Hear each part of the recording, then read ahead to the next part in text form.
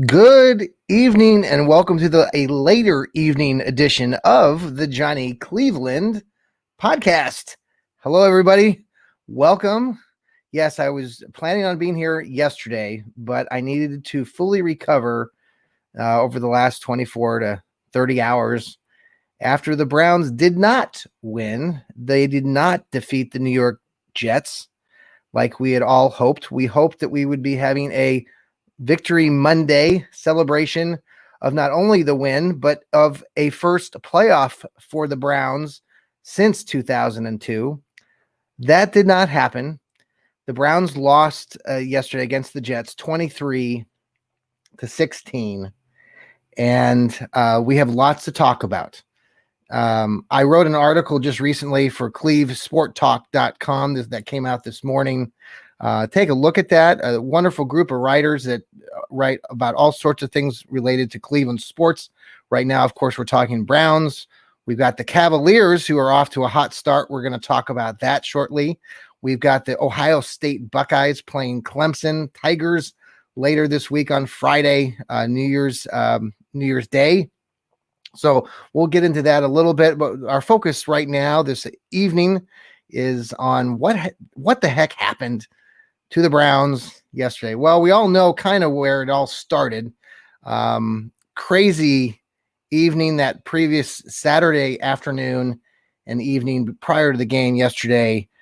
It came out that several players, one player in particular, BJ Goodson, tested positive for COVID, and thus they started the contact tracing.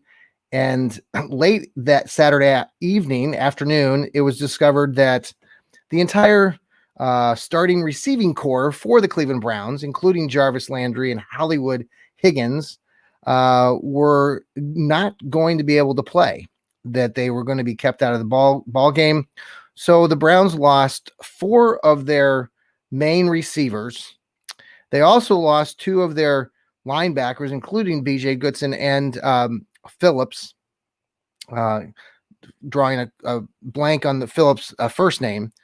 But hey, by the way, welcome to the show. This is the Johnny Cleveland podcast. If you'd like to comment on the show, you can send a comment we're on Facebook at J Cleveland Pod, at both Facebook and on Twitter. And if you're watching us, we might also be we're on YouTube, and you can send a comment that way too. If you're watching live, that would be great. So the Browns basically were without half of they were without several starters on the offensive side, because not only did they were without COVID with their players because of COVID, they were also out 2 of their starting linemen, including Jedrick Wills, who had been sick. He did not have COVID, but he had another illness, so he was out, along with Wyatt Teller. And Teller's been out with another leg injury for the last several weeks. Hopefully, we're going to get him back. So you were without 2 offensive linemen, our entire receiving core, and we all know what happened. The rest of the story.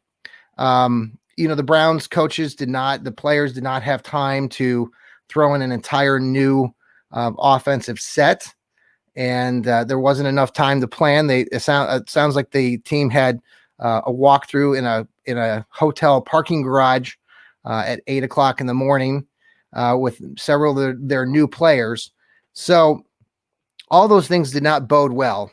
The Jets were coming off of a big win the week before against the LA Rams, and that was the talk last weekend. Big surprise in the NFL. Also, prior to that, I think it was the weekend before that, the Jets had played the Las Vegas Raiders and lost the Raiders on a last-second heave by the Raiders in that game.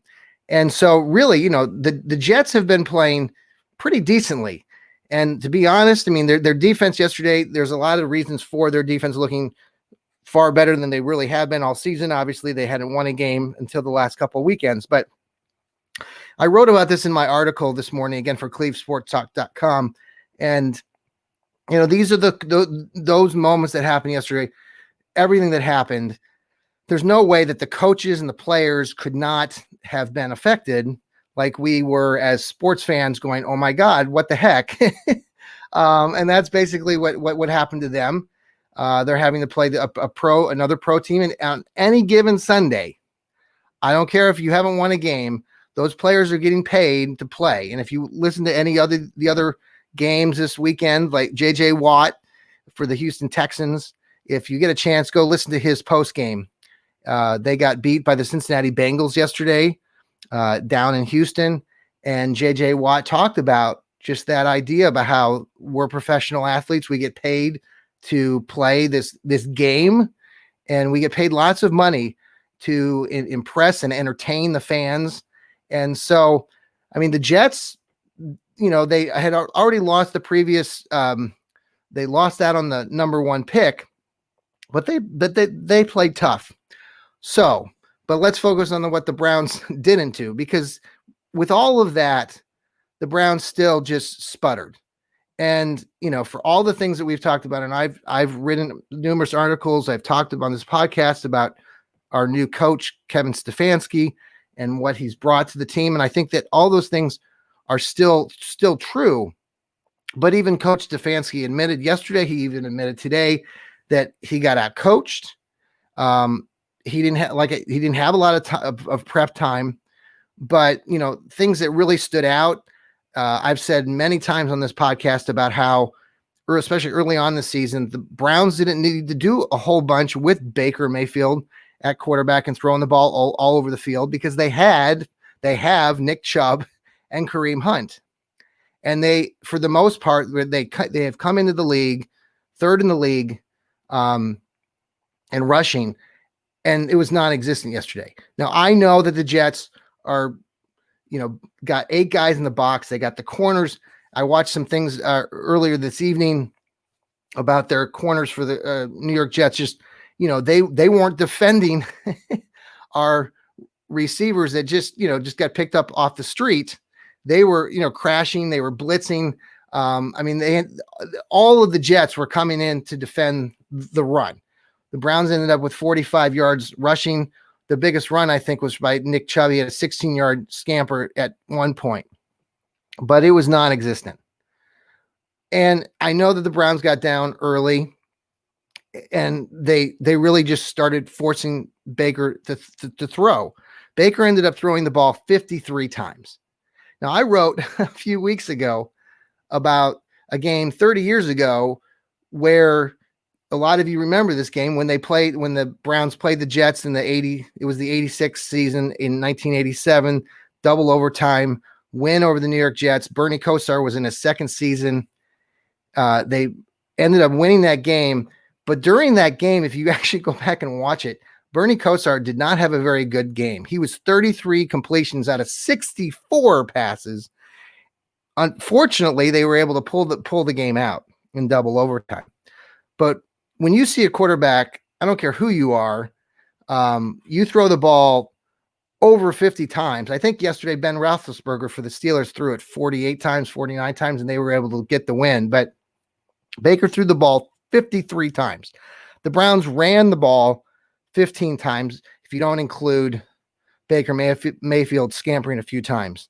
I think Nick Chubb got 11 carries. He averaged 2.5 yards a carry. Now, both he and Kareem Hunt did get the touchdowns in the second half.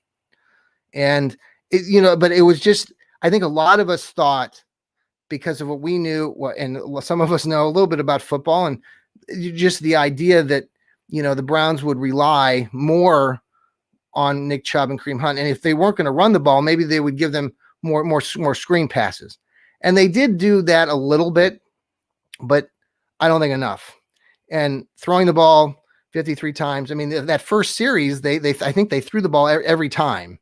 They opened the game without even running it. So Browns did take a short lead. They got up 3-0.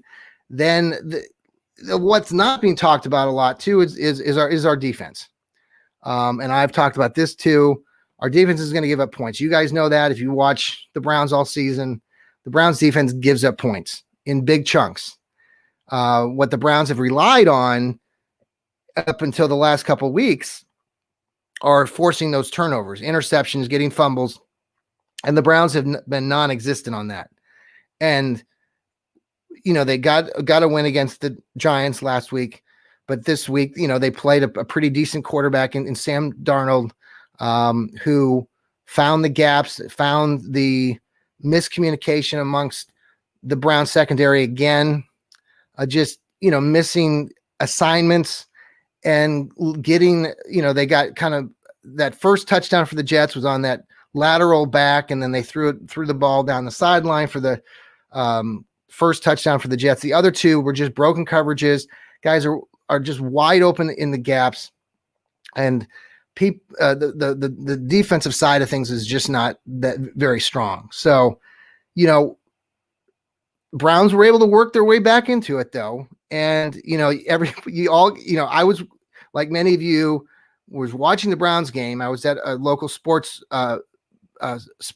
local sports bar, and we had TVs off to the side that had the Steeler and the Colts game.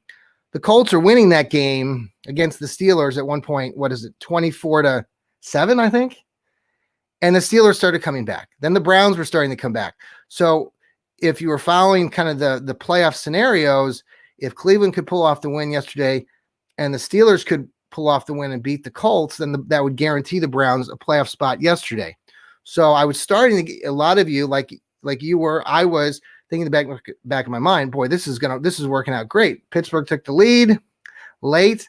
Cleveland starting to they got within 4 points.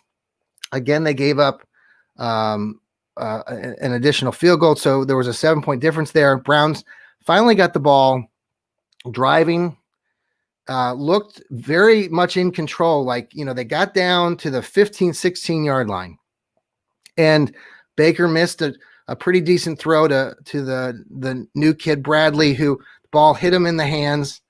The one play in that series at the very end that really surprised me was when on that third down play, when Baker threw it to Austin Hooper. When I saw that play initially, and maybe you saw this too, I don't know, when you're watching some of these games where guys reach for the first down marker, I don't know if he got messed up and didn't know where he was, if Hooper didn't know where he was on the field for a moment, but he was right there at the line, and it was very close, but I didn't know why he did. I mean, the one guy came and plowed into him as they went off to the sideline. So I don't know if he saw that and didn't feel like he could stretch his arm out there to get the first down, because what happened next was they put it short. So it made it fourth down, and the Browns had run these quarterback sneaks and they run them successfully during the game. Fourth down, but Baker hesitated. The linebackers are creeping in, and Baker ran on that fourth down sneak. It was 4th and inches, less than a yard. He lost the ball. Now, when you saw it initially, I don't know if you saw it get fumbled, but there was a scramble, and actually, the ball actually fell back into Kareem Hunt's hands without even falling onto the ground. There was a lot of confusion.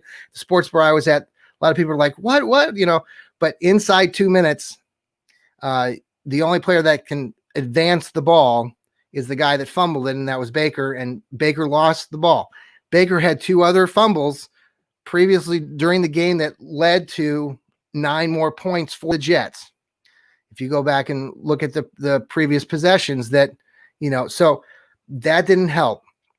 The other thing think back 2 weeks ago or 3 weeks ago when they played the Titans, remember how that game ended.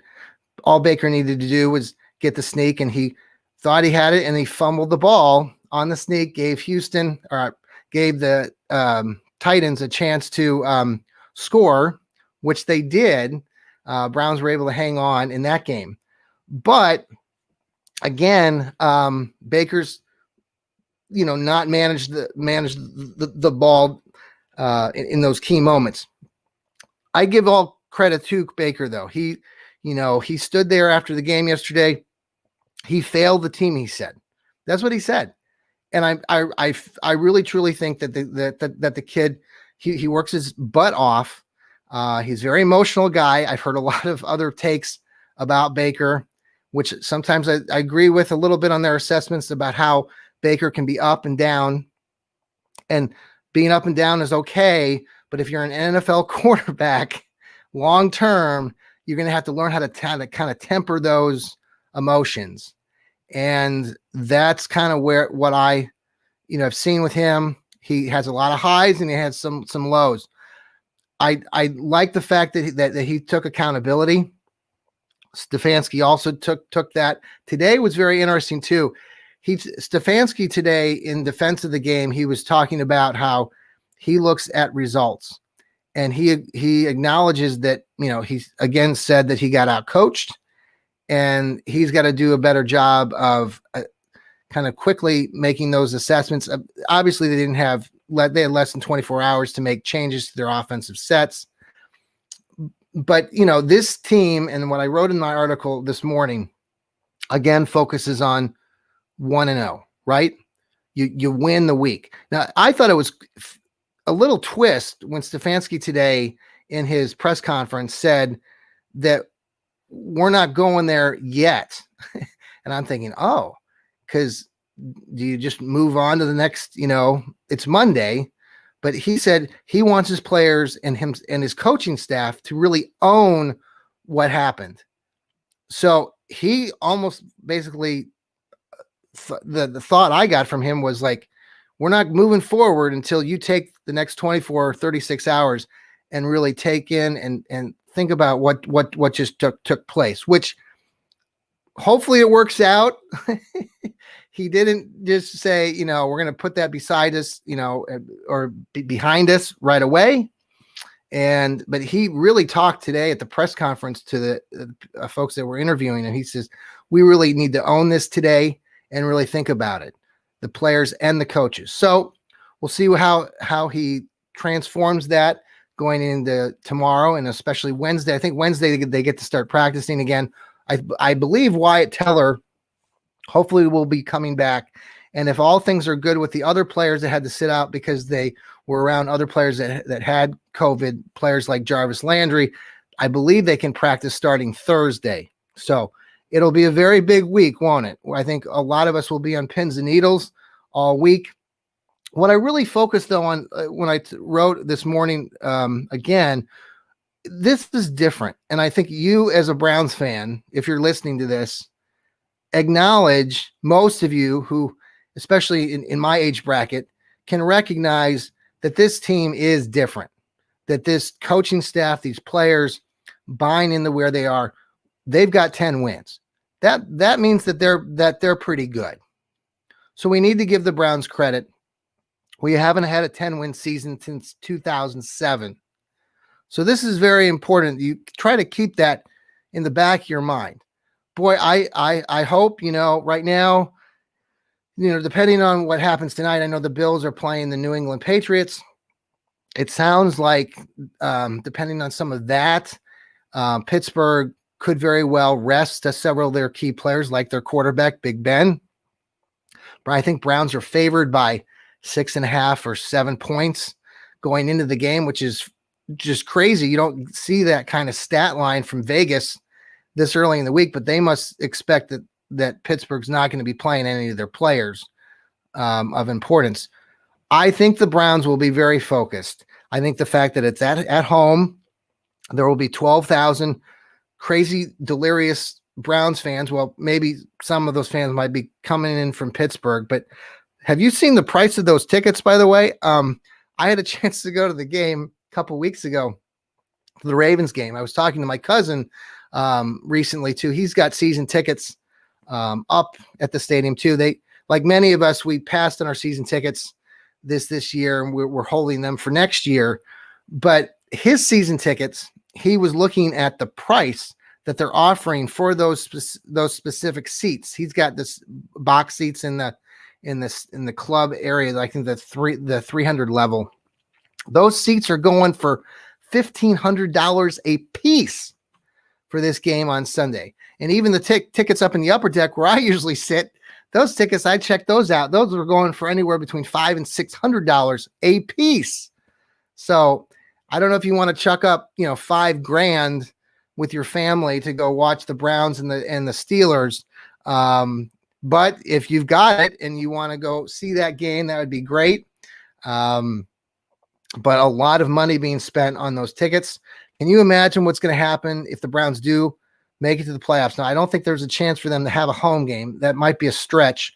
If you know otherwise, let me know. You can comment here on our scrolling broadcast here, but it'll be very interesting to see what happens. We'll have another podcast before Sunday's big game. I think my son Alec and he and I were discussing that he's promised me he's going to wear his Baker Mayfield jersey. So I'm excited to see him in that Baker Mayfield jersey. All right. So that's some Browns news, kind of big news, playoff scenarios. So basically the spiel comes down to this: Browns win, they're in. Okay, great. Now, all of you know, watching the Browns over the years and playing the Steelers, that's a mighty tall task.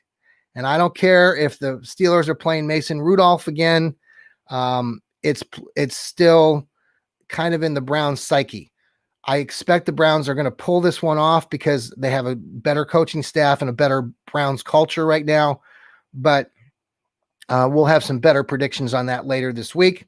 But the other playoff scenario is this: if the Browns do not win and they lose, okay, then you're going to need the Colts, the Indianapolis Colts, to lose to Jacksonville.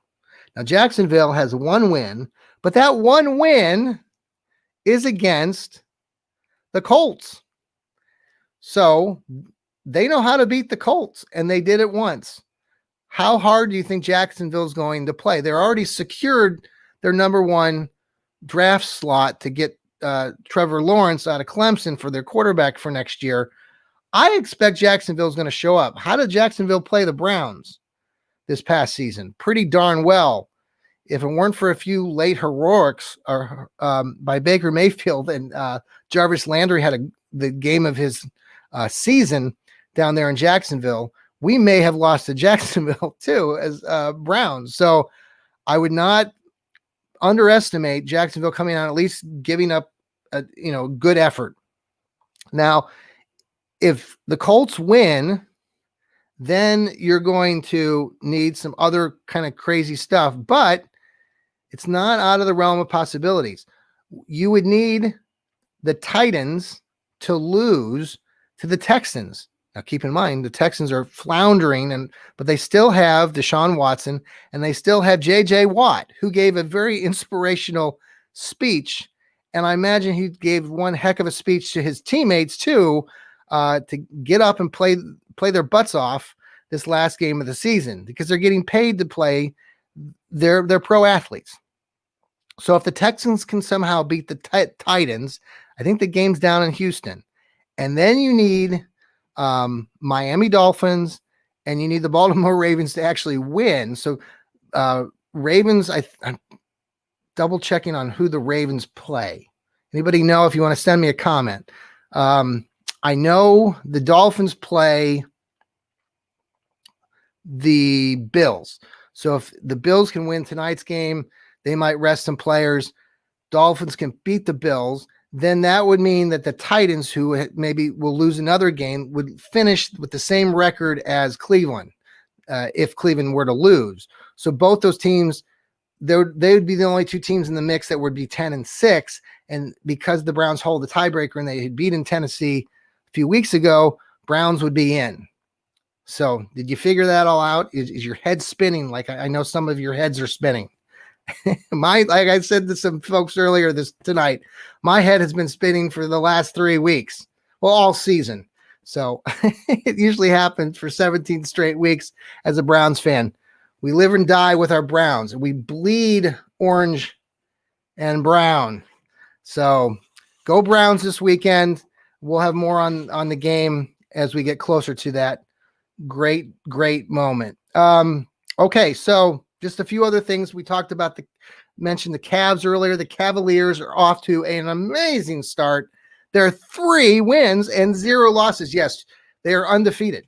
The Cavaliers, the young Cavaliers, Colin Sexton, Darius Garland, Andre Drummond, they are off to a fantastic start. Larry Nance Jr., Kevin Love even made an appearance, hit a really good 3-pointer late in that game.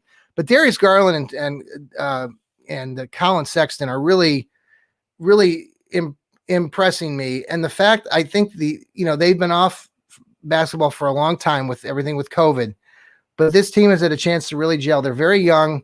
I really like the young attitude. I like the coaching staff itself. I really think that the coaches and the players really have formed a bond. You have to when you play basketball, 80-game season, 82-game season. But I really like what the Cavs are doing so far. They're undefeated, and we haven't seen that since LeBron was here. The Cavaliers had gone undefeated, started the season undefeated in that 2016-17 season, right after they won the championship. So we haven't seen this type of Cavalier basketball in a few years. And, they beat the Philadelphia 76ers, a decent team. And they've got the New York Knicks coming up next tomorrow night. So check that out. Can the Cavaliers go to 4-0? Oh my gosh. Do you remember, it wasn't that long ago where it was just like this expectation that the Cavaliers would win, 50, 60 games a season with LeBron. So it's a breath of fresh air. The Cavaliers are playing with a lot of energy.